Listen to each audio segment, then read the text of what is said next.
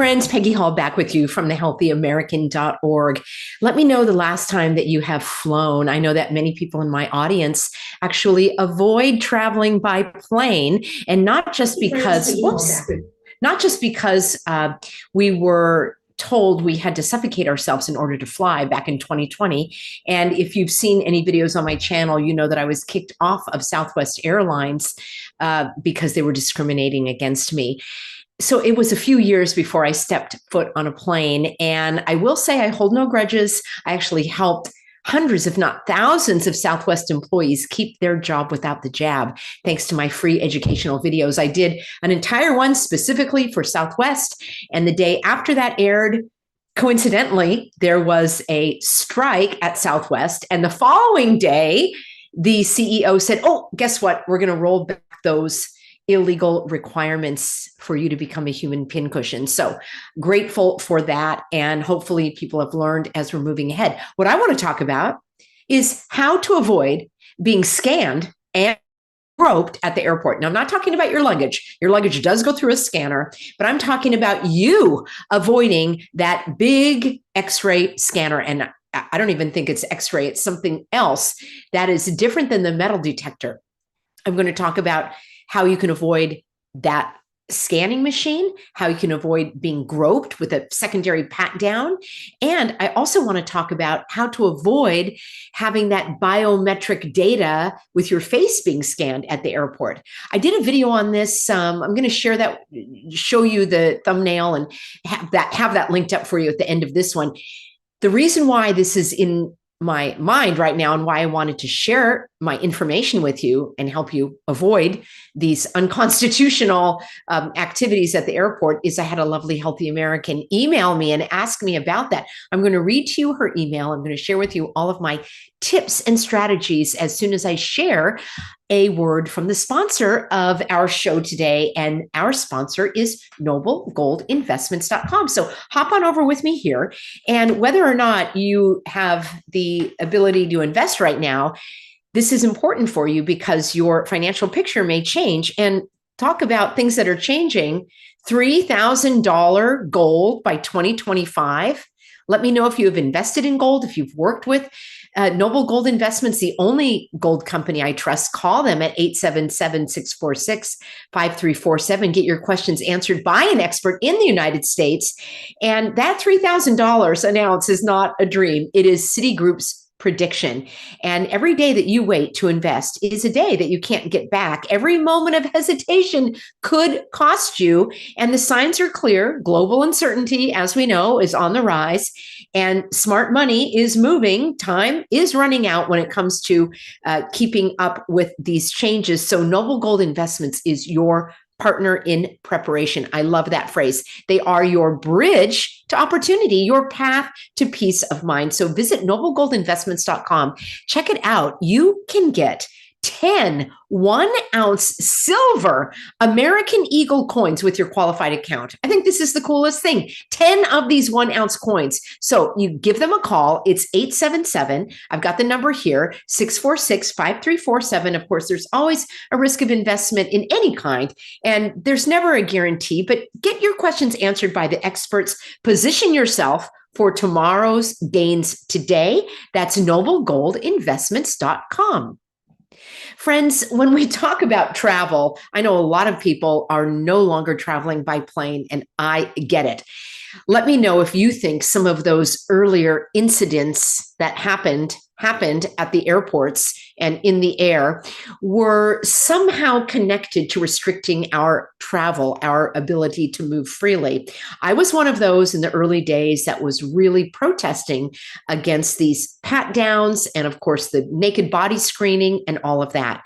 And I will tell you right off the bat that I personally do not go through those scanners. The scanner, I'm going to show you a picture, that is different than the metal detector. So I covered some of this. Actually, let me share my screen.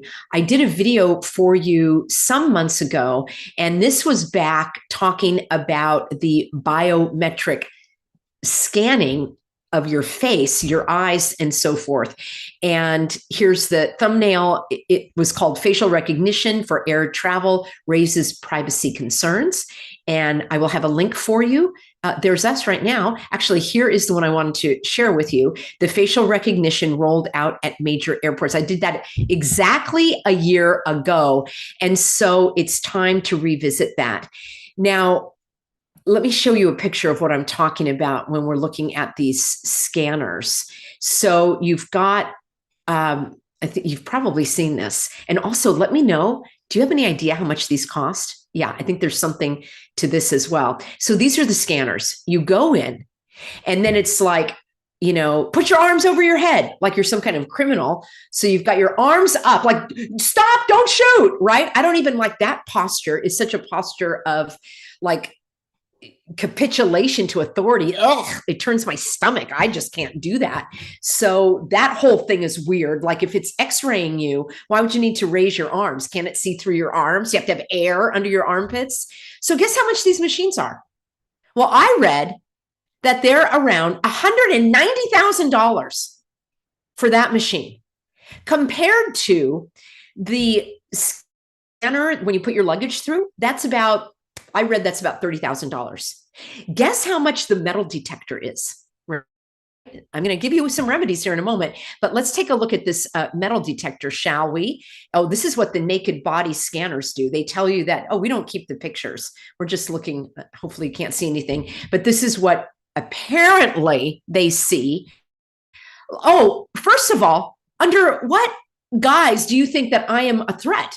Just because I'm traveling. So here they are again. You could see many pictures, but the ones that I wanted to share with you were just the regular, like these kind of just a walk through airport scanner. And I read that these are about like, you know, $3,000. So, I mean, look at the difference in the cost. So it's quite bizarre in terms of the cost. And then you probably remember back in the day that those scanners were also connected to somebody in politics, some public servant who was invested in the company, and then those rolled out in all these airports. They're not in every airport. I don't even think they're international. So it's so strange that they implemented that. Well, it's not strange. It fits into their narrative in terms of terrorizing you, making you be afraid every time you fly that there might be a bad guy on the plane with you. That's why they're patting down Granny in the wheelchair, because, you know, she's the one that's going to be the threat. Of course, it makes perfect sense, you know, or a 7-year-old girl. Yeah. Are you going to let her be groped by the TSA agent? Hey, I've had some healthy Americans that are TSA agents.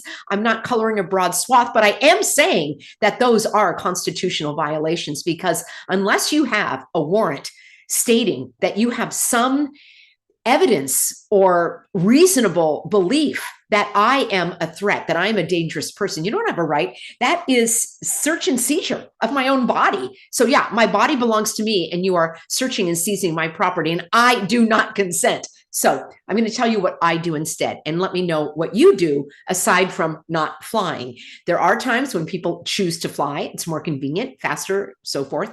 So there is something where you can avoid taking off your shoes. Yeah, remember why you have to take off your shoes? Yeah, because the shoe bomber. It's a thing. Absolutely. You can walk around with bombs in your shoes. They don't go off, apparently, which is so clever. And so you can walk around with the bombs in your shoes.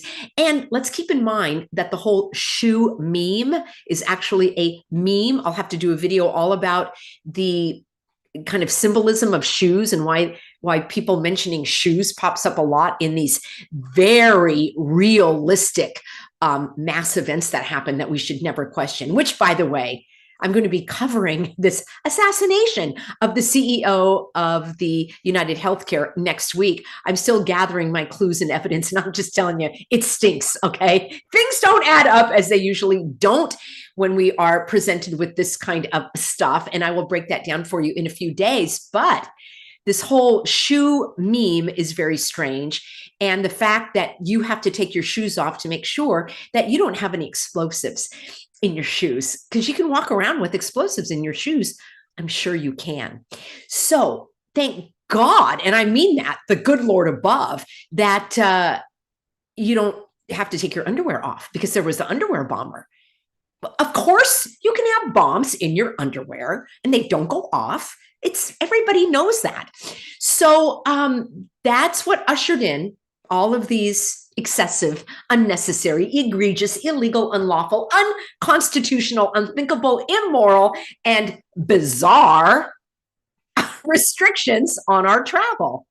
There were lots of videos. Now, keep in mind, when this first was rolled out in the early 2000s, something or other, we didn't have like live streaming like we do now, right? We didn't have, I don't think YouTube came on the scene until 2004. And then, Facebook and Instagram much later. Cell phones didn't really have video cameras and all that. So it was more difficult to capture the footage, unlike now, where now there's signs all over the airport. You can't film, because in the early days, people were filming as they were being groped and harassed and basically sexually assaulted. I'll just put it bluntly. So a lot of people spoke out against that. Unfortunately, it didn't get a lot of traction, as I say, because social media didn't really exist like it does now. So here is what has evolved over time. There still are the metal detectors, like the one I just showed you, a simple frame that you walk through to detect whether or not you have any metal. Now, unfortunately, that can detect whether you have, I guess, metal in your body because you have an implant or a pacemaker or something in your tooth or what have you. I have gone through that where my sometimes the belt buckle sends it off, or the zipper on your jeans or something. So you can still go through that metal detector, and that's what I do. So I have what's called TSA pre-check. I know, I've sold my soul over to the federal government. You know what? They already have all that info, especially on me. I'm sure there is a file this thick of all of the things that I've been doing in the last few years. So you know what? I'm just going to make the best of it. And what you can do is you sign up for the TSA pre-check, and I'm going to show you what that gets you. So we'll hop over here. It's a government agency, and here it is, TSA pre-check. And you go to tsa.gov. Now, I do have a funny story to tell you about TSA pre-check when I was trying to enroll in it. And basically, you go in person, you fill out some information, and you pay some money. And how much is it? 100 and something dollars, 70. Here you are, $78. All right. So that's pretty darn good. And I think that lasts you for a few years. And what you get with the TSA is you don't have to take your shoes off, because everyone who's in the TSA pre-check does not have explosive devices in their shoes. It's proven. So once you pay your $78, you're good to go. And you have that like background check and so forth. So I brought my documents to the TSA office, and of course, I have a married name is different than the name I was born under, but my passport is my married name. And the woman was trying to tell me that I needed to show a court-ordered name change from my maiden name to my married name. I'm looking at her like, are we speaking the same language? What are you talking about? All of my documents have my married name. I've been married for going on 30 years. I have a passport with my married name. I have a driver's license with my married name. Everything is in my married name. So why in the non-spinning world would I need to spend money and go to a judge to get an order showing that he ordered my name to be changed from my maiden name to my married name? The whole thing was ridiculous. That is bureaucracy at its best, or at its worst. I think it's the same. So my husband's like, stop arguing with her. You're never going to get through. She doesn't understand. Let's just go to a different TSA office. In the meantime, I actually called the TSA. And I'm telling you, let me know if you've ever called the federal government. If you've picked up the phone and you've called the government. I've had conversations with people from the FDA, from the CDC. They actually answer the phone. It's unbelievable. I can't even get someone on the phone from Verizon or YouTube, but I can get somebody on the phone from the TSA. And I asked the very nice English-speaking fellow, what's the deal with this marriage certificate and a court-ordered name change? She said, that's not in our regulations. Just bring your passport and fill out the paperwork, pay your money, and you'll get your TSA number. So we go to a different TSA location, and I'm ready to tell the agent, look, I've researched this. I talked to the TSA. I have all my documents, and I go in, and the weirdest thing, you guys, it was where they do testing. it was like I guess the government rented the same small, like little hole in the wall, nook and cranny place where they did, drug testing and other stuff. It was kind of strange. And I'm like, am I in the right place? I'm not here to get any testing, if you know what I'm talking about. And I think you do. So sure enough, there's a little TSA desk, and the woman takes my info. She starts typing it in. And this is a word to the wise. Let me know if this has ever happened to you. I start launching into what happened to me, and like, oh, and I've got all my paperwork, and you don't have to have the court. My husband's like, cut it. Stop saying that. Just let her do her work. She wasn't even listening to me trying to explain that I knew how the TSA pre-check worked and that my paperwork was in order. She's just typing away. She says, put your thumbprint here, and here's your money, and here's your TSA number. So a word to the wise, learn from my mistakes. Just start from scratch. Don't talk about everything else you went through. So I got my TSA number. It's called a known traveler number. At least they're not tattooing it on me. KTN, I think that's it. Known traveler number, or known traveler something. And that goes on when you're booking a flight. So here are the advantages. Number one, you keep your shoes on. Number two, you can even keep your jacket on, because when you go through the other line, you have to take your jacket off. You have to take your hat off. I don't know if they let you wear a hat or not. And I've had things like where I'm wearing a sweater. They're like, take that off. I'm like, no, this is what I'm wearing. I mean, it's so strange. Like, anyway, I thought these scanners could see through everything. But when you go through the TSA pre-check, you keep your shoes on. No body scan. You go through the good old-fashioned metal detector. Who knows what that does, but I'm certain it does a lot less harm than those X-ray, whatever. And they try to tell you that it's a different kind of X-ray. Yeah, of course it is. We should believe exactly what the government says. We've been over this before, everyone. So it's usually a shorter line. So you've got a shorter line. You've got keep your shoes on. You've got keep your jacket on.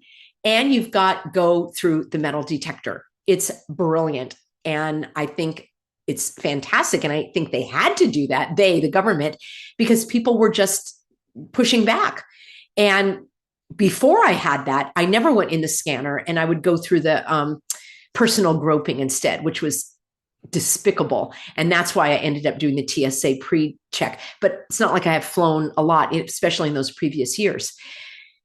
The other thing that my Healthy American, in fact, I wanted to let you know, she wrote me this letter, and I'll tell you about how you can avoid that biometric scanning. So she said, dear Peggy, as ever, thank you for all your selfless and very needed work. You are so welcome. She says, I'm humbly grateful to be able to help support your work by being a Healthy American supporter. I'm so grateful. All y'all who are a supporter as well financially, we've got our monthly webinar. It's coming up.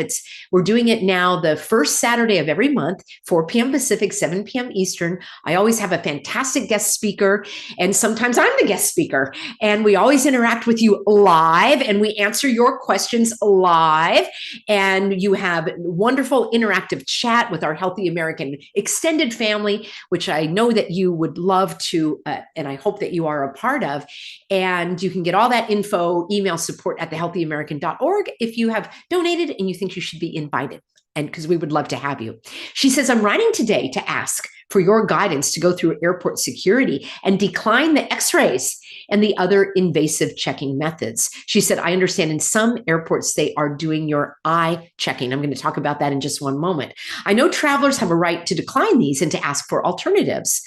But how do I say it, and what sources to have as a handy backup in case I encounter a TSA employee who is not well informed about passengers' rights? Maybe you can direct me to a specific video, or you have other sources. I'm traveling this Saturday. Now, that is cutting it a little close. I don't know that she's going to get her TSA clearance by then. I think that it does take a little time, but this is good news for traveling in the future. So if you didn't get your TSA, you still can decline the scanner, and you just say, opt out. I opt out.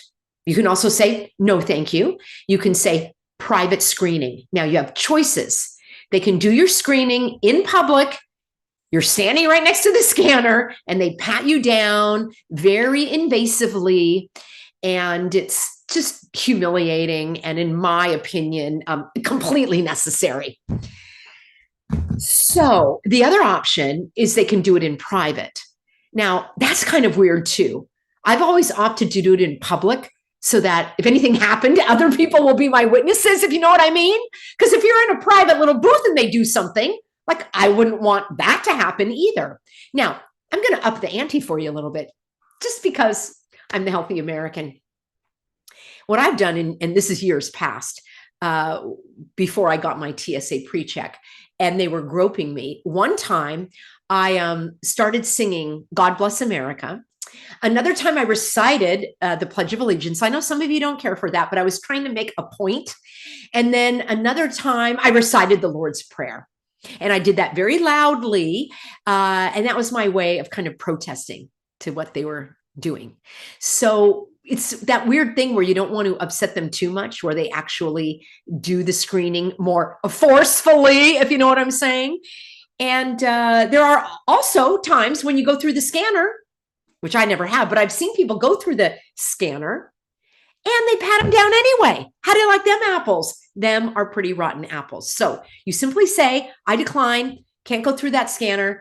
I need a private screening, or I need a personal screening. So that's what you can do.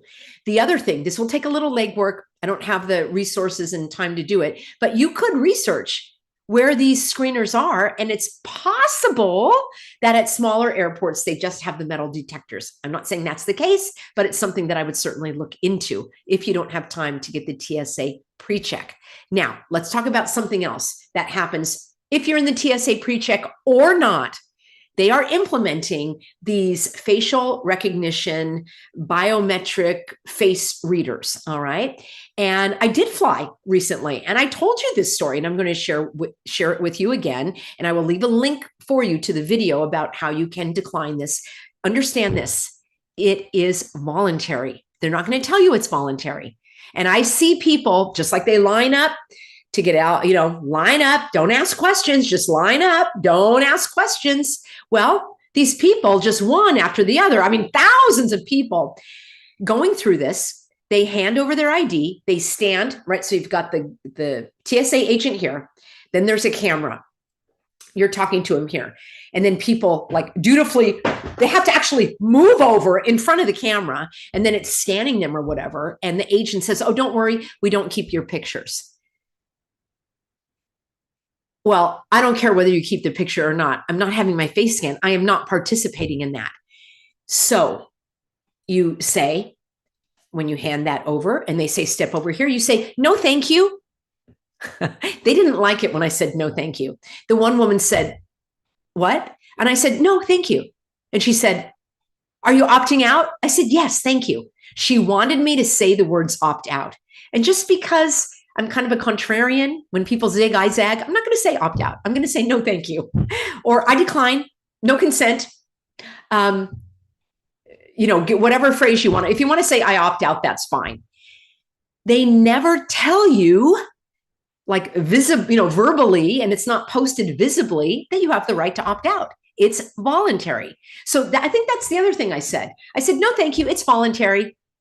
She didn't like that at all.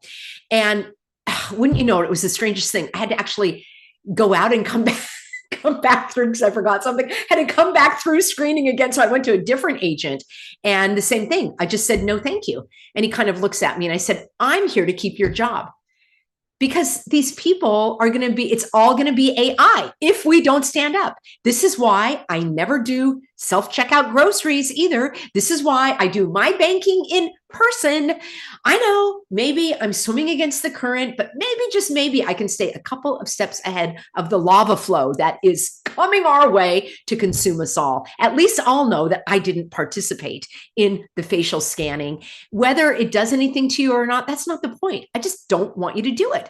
There's a person who can very hopefully, confidently and effectively look at my ID, look at me, and see that it's the same person. Why do I want a machine doing that? So no, I say no, thank you.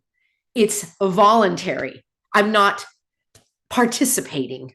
I'm going to pass on that. Those are all the different phrases that you can say. So that's what I have for you. And let me, oh, one other thing I want to tell you that I'm not going to do, and let me know if you have done this. And I see people doing this as well. And this is what's called the clear, I think it's just called clear plus. So now clear, which has this logo, which is all sustainable, green, Agenda 2024 and all that stuff, the little dots, I just don't care for that.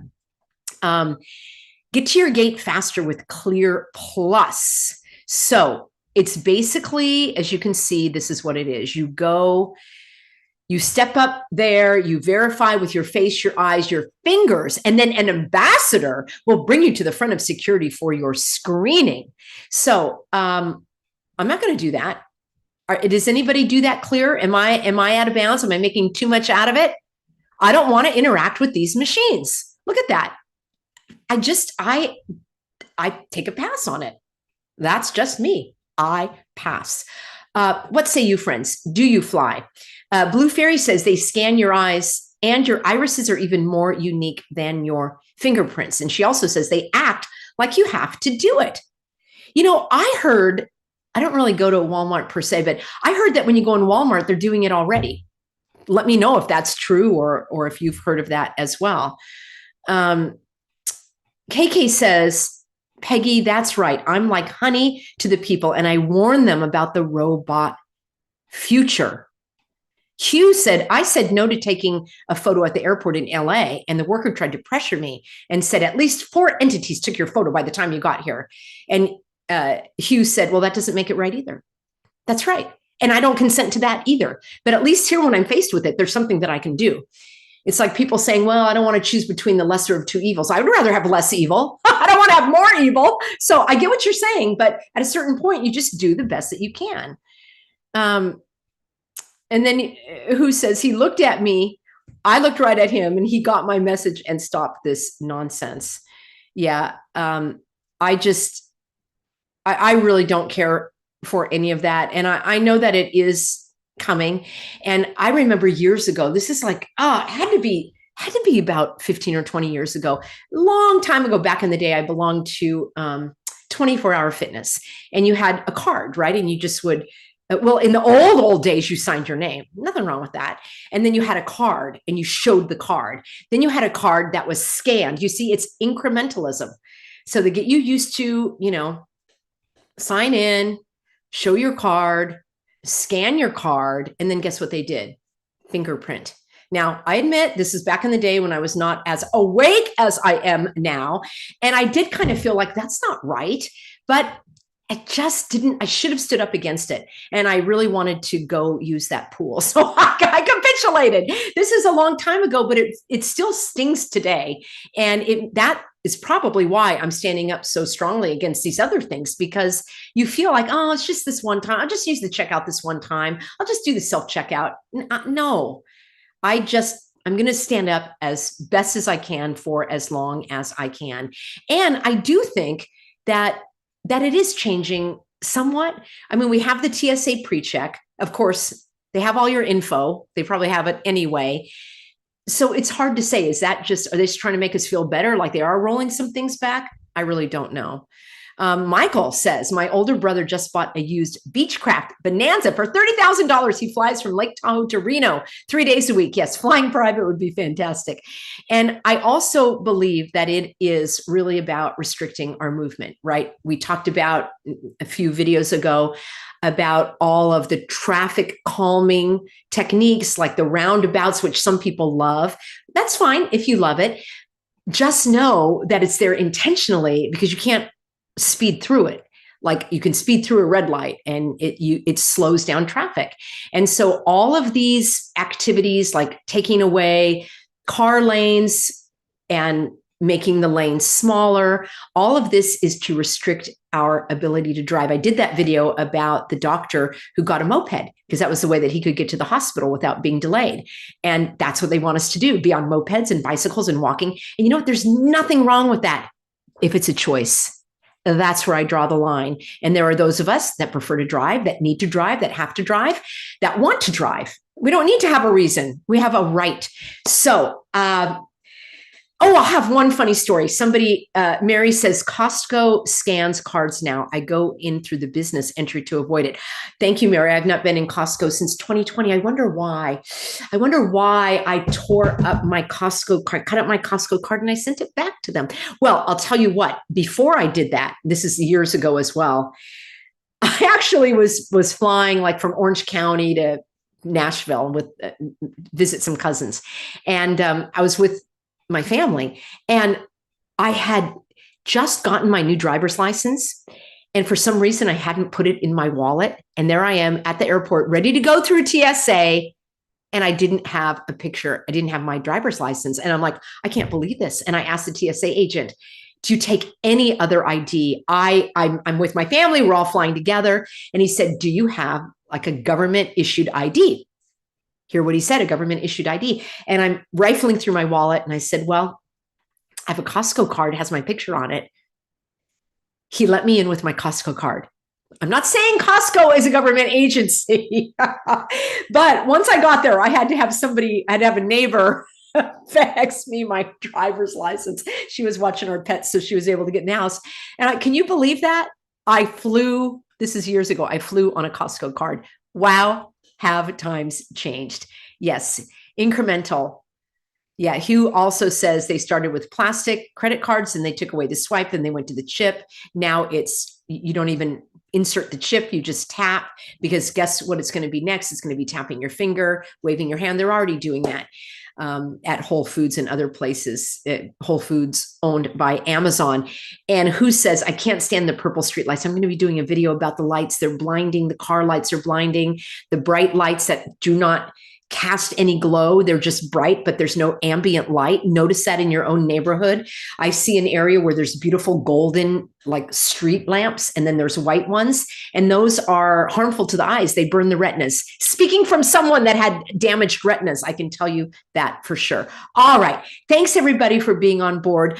To Mary's benefit, she said Costco in Texas is a bit more lenient. So yes, many of us in California were completely discriminated against, and there are some places I will never step foot in again. All right, friends, on that happy note, I'm going to be back with you tomorrow, and I really want you to tune in to hear my guest, Heather Martinson. We're going to be talking about the changing face of education. Next week, I'm going to break down this very, I'm sorry, I really shouldn't laugh, especially if anyone was harmed in the making of this movie. But next week, I am going to be talking about the CEO of that healthcare agency. And I want you to tell me why you think this happened. I'm sure it has nothing to do with ushering in AI in healthcare. No, not at all, ever not. And I had sure it had nothing to do with the fact that he was going to be investigated by the Department of Justice. I mean, no one would ever think to fake their own demise in order to get away with it. That would never happen. Not even in movies or books. I've never seen a plot like that where somebody helps someone fake their death, maybe even those in power. That would never happen, would it? We'll talk about that on Monday. Friends, have a great rest of the evening. I'm so grateful to have you on board. Thank you, thank you, thank you to our moderators, Rhonda and Valerie. You're here day in, day out. And we also from time to time have Olivia and Ava. I appreciate all of my healthy Americans interacting in the chat. This is a highlight of my day, and I'm glad that you're a part of it. All right. So, be sure to get on that Substack, peggyhall.substack.com, and you can get my written comments that accompany the video.